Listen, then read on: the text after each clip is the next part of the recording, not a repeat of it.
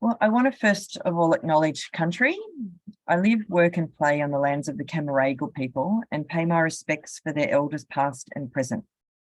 I want to acknowledge that wherever you are, we live on unceded territory, and I pay my respects to all of the traditional custodians of that land. And I invite you to share what lands you are on in the chat. So the agenda today, we'll be moving into, for our Same Classroom, Same Opportunity campaign, securing better futures through an inclusive education. Family Advocacy's 2023 election campaign explained. So if we can move to the next slide, our agenda for today is we'll be introducing Family Advocacy, the Same Classroom, Same Opportunity campaign, your involvement, what actions you can take, and then we'll have some discussion time. So who's Family Advocacy? Some of you might already know, but we're an independent, not-for-profit disability advocacy organisation, and we work with families to undertake advocacy with and on behalf of a family member with a disability. We were founded by families who are concerned about the rights and interests of their family member with a disability, and we continue to be governed and staffed by families and allies.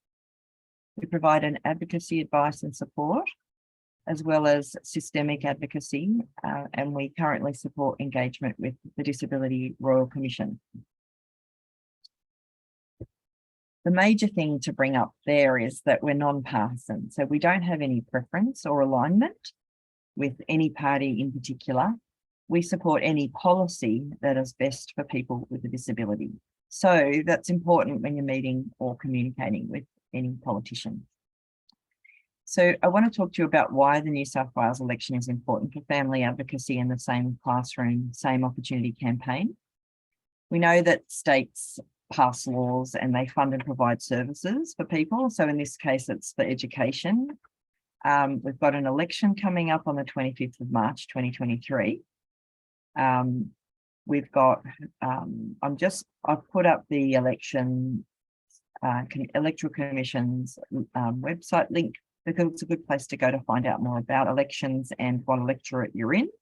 But so who's running for the New South Wales election?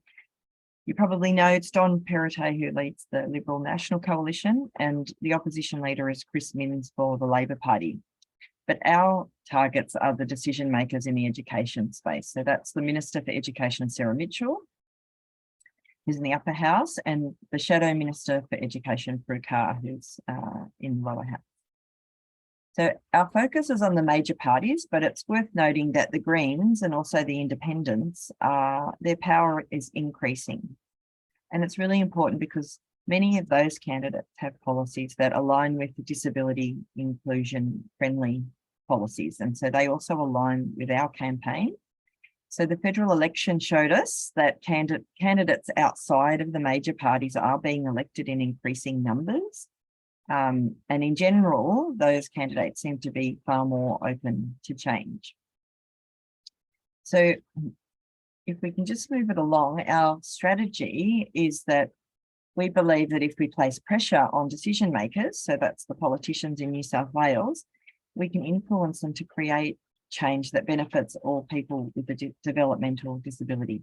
If we talk to the major parties and make it clear that voters want better on the current education policies and practices, that will improve their policy reform. Particularly right now with this upcoming election, this is the prime time to influence education reform. So we need you, because we're a small team and we can't get it done on our own.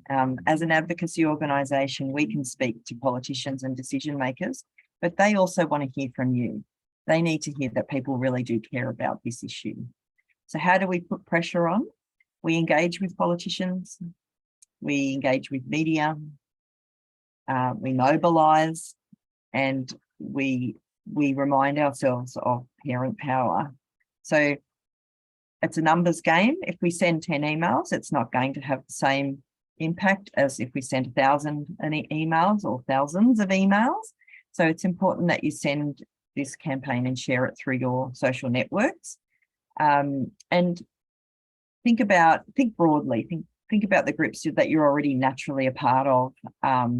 where you might, people might care about inclusion. So families that have babies that will end up in school, people that have kids that are currently in school, people that used to go to school, and their grandparents. So really that's nearly everyone.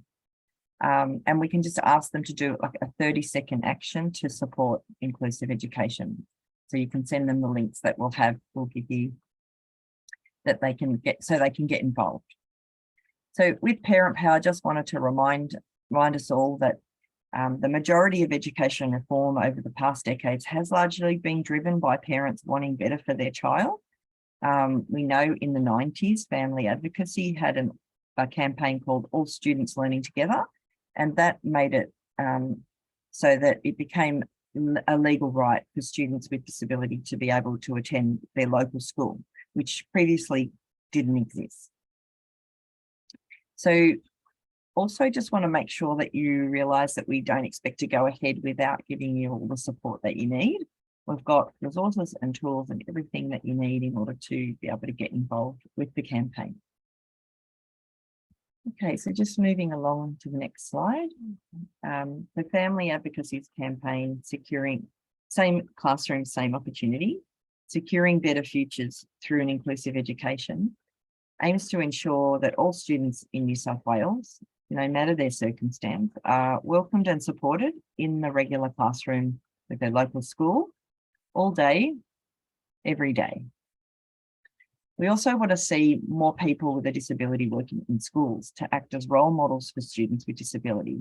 The old saying, if you can see it, you can be it.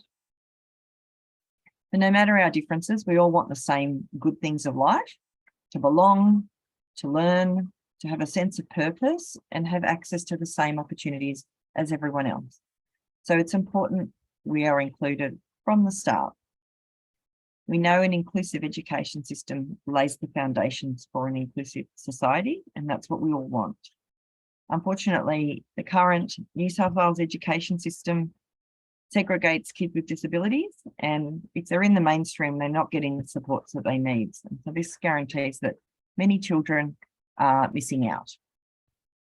So loads of kids, we know thousands of kids continue to be segregated from the general school population, despite the human rights breach, and also the overwhelming evidence that supports inclusive education. So these students are being subject to heightened risk of abuse, neglect, and exploitation that we've heard through the hearings in the Royal Commission, and it sets them up on a pathway to be isolated from the rest of society. So also those that are in the mainstream with learning difficulties tend to be are not adequately supported, and this is reflected in the suspension statistics, which we've seen are overrepresented by kids with a disability, but also First Nations backgrounds. And we know the rate of disability is double for people with from a First Nations background. So there's definitely a systemic issue there. The evidence is clear that inclusive education is best for all children, those with and those without a disability. Plus, it's supported by the law. In New South Wales, in 2022, kids with disability deserve better.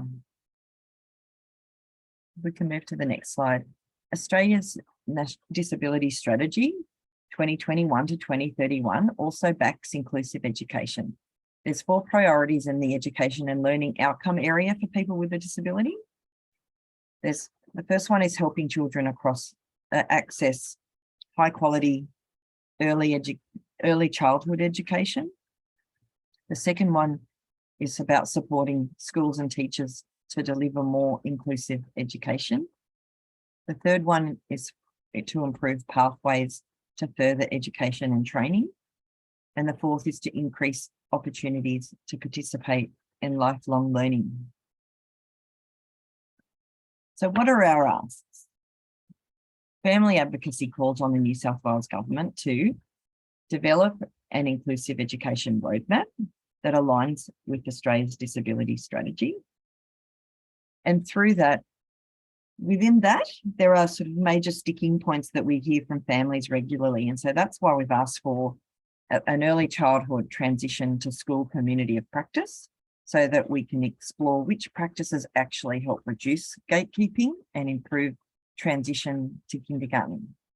The second sticking point is when kids are within schools, we're wanting to have an inclusive schools community of practice. So we build the knowledge, skills and confidence of schools and teachers to design and implement inclusive education.